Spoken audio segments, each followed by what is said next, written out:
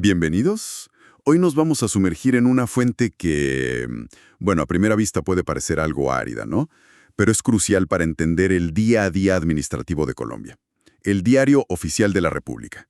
Tenemos aquí la edición del 24 de septiembre de 2025. Exacto. Y aunque suene muy formal, la verdad es que es una ventana directa a cómo opera el Estado. Ahí encontramos desde decisiones súper específicas sobre comercio, como clasificar mercancías, hasta cómo se maneja el personal público o los preparativos para elecciones, incluso las reglas para nuevas formas de trabajo. Perfecto.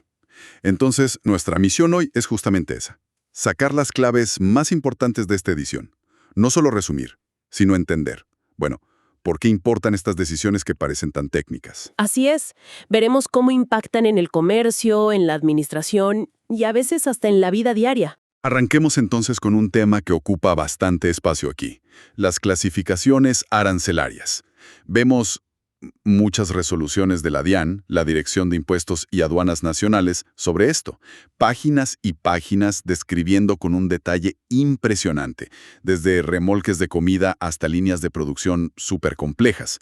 ¿Por qué tanta minuciosidad? ¿Cuál es el propósito? Es que es fundamental, por varias razones, ¿eh? Primero, la clasificación arancelaria, que básicamente es asignarle un código numérico a cada producto bajo un sistema internacional, el sistema armonizado. Bueno, eso determina qué impuestos, qué aranceles, debe pagar ese producto cuando entra a Colombia. Ah, claro, los impuestos. Exacto. Segundo, es vital para las estadísticas, para saber qué se importa, qué se exporta, con precisión. Y tercero, permite aplicar bien los tratados de libre comercio. Y también controlar mercancías que necesitan requisitos especiales, ¿no? Como permisos sanitarios, por ejemplo. Entiendo. ¿Y cómo se decide qué código le toca a cada cosa? Mencionaste el sistema armonizado, pero suena a que hay reglas bastante complejas detrás. Sí, sí las hay. La DIAN sigue unas reglas generales interpretativas, las RGI.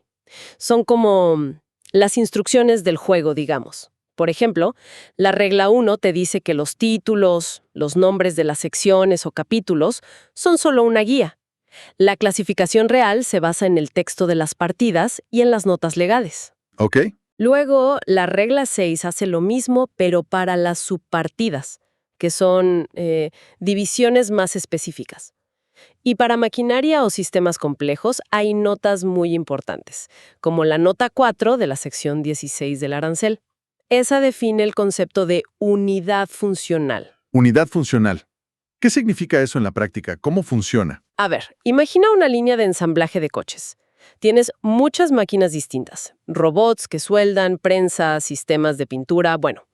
La idea de unidad funcional permite, si se cumplen ciertas condiciones, clasificar toda la línea como un conjunto que realiza una función principal, en ensamblar coches. Ah, ya veo. En lugar de tener que clasificar cada robot, cada cinta transportadora por separado, simplifica bastante las cosas, ¿eh? Siempre y cuando todas las partes contribuyan a esa función principal que se puede identificar claramente. Entendido. Veamos cómo aplica esto en los ejemplos del diario, porque hay uno que me llamó la atención por ser algo que vemos en la calle. Un food truck. Hay una resolución que describe un remolque de venta de alimentos autoportante, estilo Airstream, dice, con cocina completa, freidora, plancha, refrigeradores, sistema de agua, eléctrico, todo súper detallado. Exacto. Y ahí vemos un principio clave en acción, clasificar según la función principal. Fíjate que, a pesar de toda la cocina súper equipada que tiene dentro, la resolución lo clasifica en la subpartida de los demás remolques y semirremolques. ¿En serio? Pero, ¿por qué? Si tiene toda una cocina. Bueno, porque según las reglas interpretativas, su función esencial es ser un vehículo de transporte, un remolque en este caso. Y la cocina se considera equipamiento para cumplir el propósito específico de ese remolque. O sea, la función de transporte prima sobre la de cocinar para clasificarlo en general. Qué interesante cómo se prioriza. Bueno, pasemos a algo mucho más industrial. Sistemas completos para criar aves. Hay varias resoluciones sobre esto. Unas describen unidades funcionales de cría para, decenas de miles de pollos de engorde. Con sistemas automáticos para todo. Alimentación, bebida, control de clima, todo computarizado. Correcto. Esos sistemas que están diseñados específicamente para criar pollos, desde chiquitos hasta que alcanzan el tamaño comercial, bueno, se clasifican como incubadoras y criadoras. Dentro de la partida general de maquinaria para avicultura, la función clave que determina la clasificación es esa, la cría inicial de las aves. Ajá. Aquí aplica clarísimo el concepto de unidad funcional que decíamos antes. Todos los componentes, comederos, bebederos, ventiladores, el sistema de control, trabajan juntos para esa función principal. Pero luego veo otras resoluciones. Describen sistemas muy parecidos, ¿eh? También automatizados. Pero el foco está en las gallinas ponedoras. Hablan de jaulas especiales, sistemas automáticos para recoger los huevos con cintas, elevadores. Y ahí está la sutileza, ese detalle que cambia la clasificación aunque estemos dentro de la misma área general de maquinaria avícola. Estos otros sistemas se clasifican en una subpartida diferente, batería automática de puesta y recolección de huevos. Ah, Porque la función principal aquí no es criar pollos, sino facilitar la puesta de huevos y recogerlos de forma eficiente. Es esa función específica la que manda. Incluso, a veces, como se menciona en alguna resolución, ciertos componentes, como quizá el sistema de control centralizado, podrían excluirse de la unidad funcional, ¿cómo así? si se considera que su papel es más bien auxiliar, digamos, y no contribuya directamente a la función principal de poner y recoger huevos. Es una aplicación muy fina de esa nota 4 de la sección 16, que busca definir bien los límites del conjunto funcional. Fascinante ver cómo una diferencia en el propósito final te lleva a un código distinto. Y esto, claro, tiene implicaciones económicas directas por los aranceles, ¿verdad? Exactamente. Un código arancelario diferente puede significar un impuesto de importación distinto, puede afectar si el producto se beneficia de un acuerdo comercial o si tiene que cumplir normas técnicas específicas que van asociadas a esa clasificación. De ahí la importancia de estas resoluciones tan detalladas y la necesidad de justificar legalmente cada clasificación, basándose en las reglas interpretativas y las notas legales del arancel. ¿Vemos más ejemplos de maquinaria compleja? Una línea automática para hacer envases de hojalata, que transforma las láminas de metal en latas listas, pasando por soldadura, aplicación de laca, horneado. En ese caso, la función principal que se identifica es la de trabajar el metal, enrollar, curvar, plegar. Por eso, se clasifica bajo la partida de máquinas-herramienta para trabajar metal. Ok. Otro ejemplo es una línea completa para hacer pan rallado, con una lista de 30 componentes distintos. A pesar de la diversidad de máquinas, mezcladoras, extrusoras, molinos, todas contribuyen a preparar industrialmente un alimento específico, así que se clasifica bajo la partida de máquinas para la industria alimentaria, y más específicamente en la subpartida para panadería y galletería. Se aplica la regla de buscar la partida más específica que describa la mercancía. Y hay un último caso interesante de clasificación que vi. Una resolución anticipada para una tubería flexible reforzada. ¿Qué tiene de especial que sea anticipada? Bueno, una resolución anticipada es una herramienta súper valiosa para los importadores. Les permite pedir y obtener la clasificación arancelaria oficial de un producto antes de importarlo. O sea, antes de traer la mercancía. Exacto. Eso les da seguridad jurídica y previsibilidad en los costos. Evita sorpresas o disputas en la aduana después. Tiene todo el sentido. ¿Y esta tubería en particular qué desafío tenía para clasificarla? La descripción es interesante. Es una tubería de varias capas. Una capa interior de plástico, PEX dice, luego un refuerzo importante de cable de acero. Ojo, un 70% del material es acero.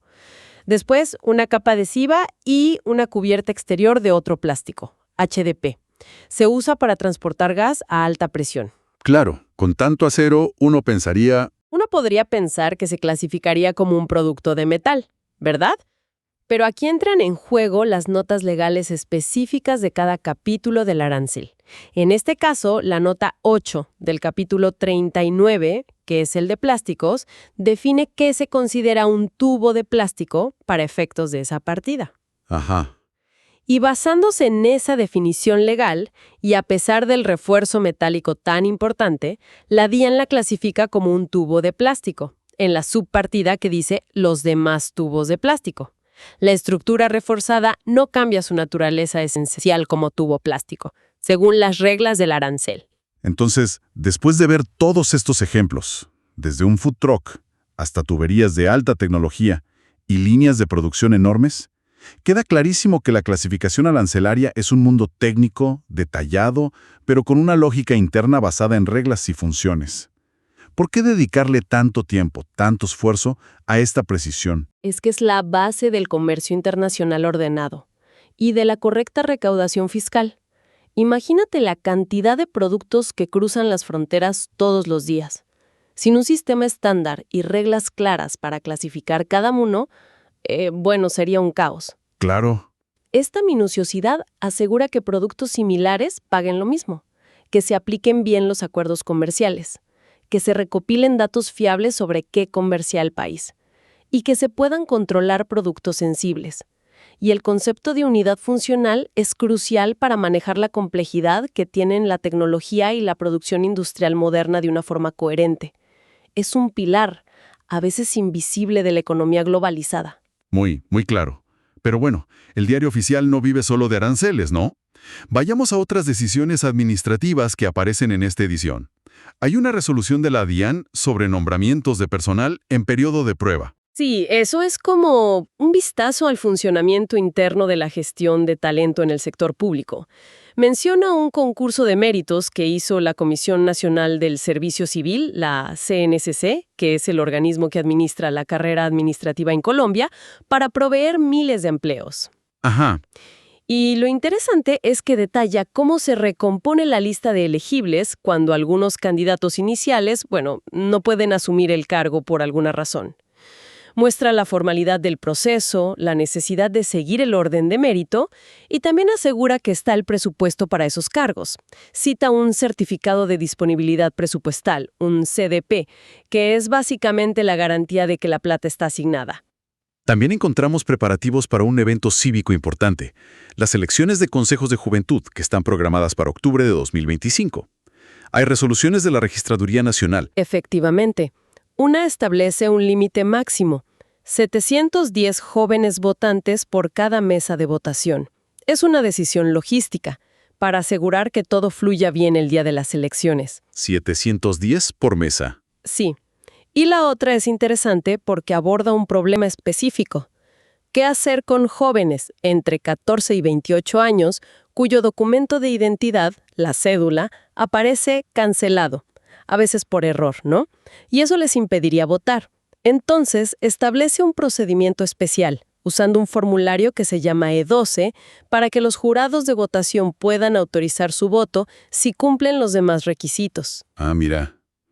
Eso muestra cómo la organización electoral tiene que, prever y solucionar problemas prácticos para garantizar el derecho al voto, adaptando normas generales del Código Electoral a las particularidades de esta elección juvenil. Correcto. Adapta un artículo del Código Electoral sobre cédulas canceladas por error, pero lo enfoca en este grupo de edad específico y en el contexto de los consejos de juventud. Es un ejemplo de la maquinaria electoral afinando detalles operativos. Y ahora, un tema que ha cobrado muchísima relevancia en los últimos años: el teletrabajo en el sector público. Hay una resolución de la Auditoría General de la República que modifica sus propias reglas para el teletrabajo suplementario, o sea, el que combina días en la oficina y días en casa. Y la lista de requisitos para los teletrabajadores es extensa. Muy revelador de cómo las entidades públicas están formalizando y, se podría decir que hasta endureciendo las condiciones para el trabajo remoto, después del impulso inicial que hubo con la pandemia. Se basa en la ley de teletrabajo, que ya existe, pero añade requisitos muy específicos. Para los funcionarios de la auditoría que quieran estar en esta modalidad 2 días a la semana, martes y jueves. ¿Qué tipo de requisitos? Porque de verdad la lista es larga. Va desde lo técnico hasta lo procedimental y de seguridad. A ver, exigen una conexión a Internet mínima de 50 megabits por segundo pagada por el funcionario. Pagada por ellos. Sí. Deben certificar que tienen un puesto de trabajo adecuado en casa. Silla ergonómica, superficie de trabajo suficiente, incluso un soporte para elevar la pantalla del computador. También piden elementos de seguridad y salud, botiquín de primeros auxilios y un extintor de incendios en el lugar donde teletrabajan. ¿Un extintor? Eso suena bastante específico para trabajar desde casa, ¿no? La verdad que sí. Y sigue. Es obligatorio tener cámara web y usarla en las reuniones virtuales. Deben pasar una prueba de conocimiento sobre herramientas tecnológicas, las TICs, con un puntaje mínimo del 80%. Tienen que demostrar que conocen y aplicarán las políticas de seguridad de la información de la entidad, incluyendo la Ley de Protección de Datos Personales.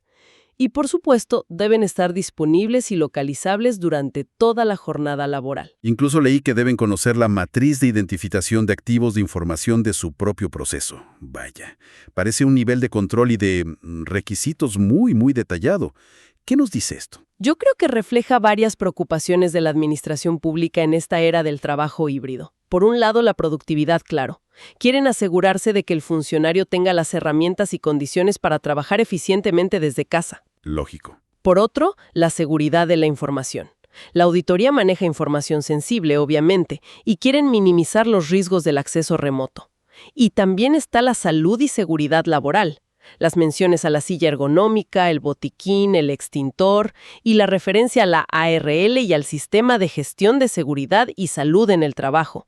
Bueno, buscan cumplir con las normativas y prevenir accidentes o problemas de salud por el teletrabajo. Parece un intento de equilibrar la flexibilidad que ofrece el teletrabajo con, la necesidad de mantener el control, la seguridad y el cumplimiento normativo que siempre caracteriza al sector público. Exactamente.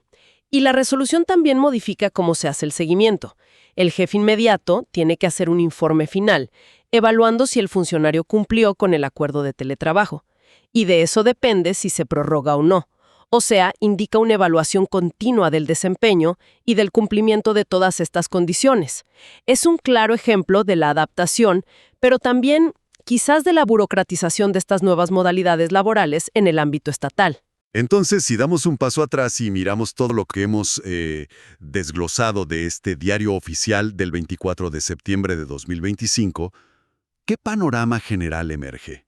¿Qué vemos? Cada decisión, desde cómo clasificar, un tornillo importado, si fuera el caso extremo, hasta cómo debe ser la silla de un auditor que trabaja desde casa, todo pasa por un proceso formal. Se basa en normas que ya existen y se publica para que todos lo sepan, como lo exige la Ley sobre Procedimientos Administrativos que citan en varias de estas resoluciones. Vimos la complejidad técnica del comercio internacional en las clasificaciones arancelarias, donde cada detalle cuenta y donde conceptos como unidad funcional son clave para manejar sistemas modernos. Exacto. Y vimos también la maquinaria interna del Estado, cómo se gestiona el personal siguiendo reglas de mérito, cómo se prepara meticulosamente una elección, incluso para un grupo específico como los jóvenes, y cómo se adaptan y regulan intensamente las nuevas formas de trabajo como el teletrabajo, intentando cubrir todas las aristas posibles, ¿no? Desde la velocidad de Internet hasta la prevención de incendios. Queda claro que el diario oficial, más que un simple boletín de normas, es un reflejo de la complejidad de gobernar y administrar una sociedad moderna, con sus retos comerciales, tecnológicos, laborales. Sí, subraya esa tensión constante entre la necesidad de reglas claras y estandarizadas para que el sistema funcione de forma previsible y la adaptación a un mundo que cambia rapidísimo, con nuevos productos, nuevas tecnologías, nuevas formas de organizar el trabajo. La minuciosidad que observamos es en parte una respuesta a esa complejidad creciente. Para cerrar, una reflexión final. Al ver este nivel de detalle, ya sea clasificando una línea de producción de pan rallado o especificando los requisitos ergonómicos para el teletrabajo de un auditor, ¿qué aspecto de la gobernanza moderna o del comercio nos sorprende más o nos parece más revelador? Quizás es la propia necesidad de esta meticulosidad tan extrema. ¿Qué nos dice sobre los sistemas que hemos construido para organizar nuestra economía y nuestra administración pública? ¿Es una garantía de orden o quizás un indicio de una complejidad que ya roza lo inmanejable? Buena pregunta. Dejamos esa pregunta abierta. Hasta nuestra próxima exploración.